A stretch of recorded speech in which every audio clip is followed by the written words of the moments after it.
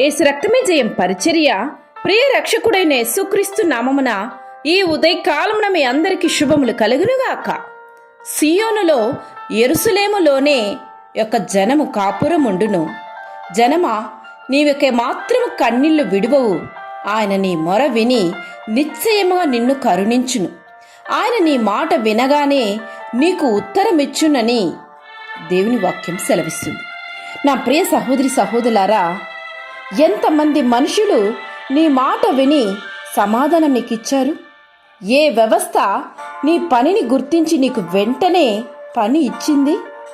ఏ సమాజం నీ బాధను తెలుసుకొని నిన్ను హక్కును చేర్చుకుంది?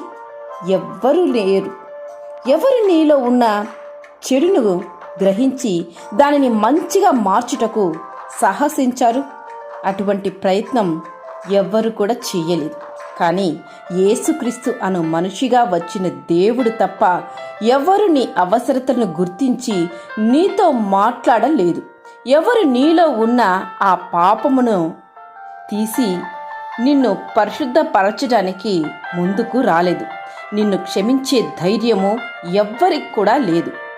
మారుటకు అవకాశము కూడా ఎవరు నీకు ఇవ్వలేదు. ఆ ప్రభువు మాత్రమే నీ మాట విని వెంటనే నీకు స్పందించడానికి, నీ మాట వినగానే నీకు సమాధానం ఇస్తాడు.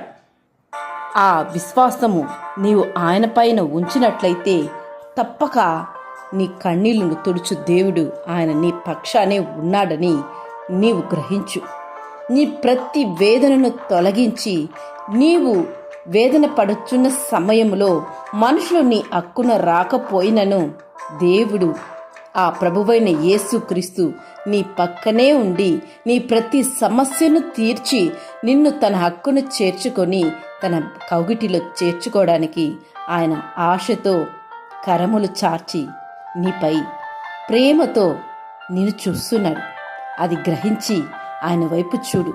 నిన్ను పరిశుద్ధ పాత్రగా ఆయన వాడుకోవడానికి సిద్ధముగా ఉన్నాడు. నీ కొరకే ఆ నరరూపిగా ఈ భూమిలోకి దిగి వచ్చి నీ కొరకే ఆయన రక్తాన్ని చిందించి నీ కొరకే మరణించి తిరిగి లేచిన ఆ యేసుక్రీస్తు నీ కొరకే తిరిగి రానై ఉన్నారు.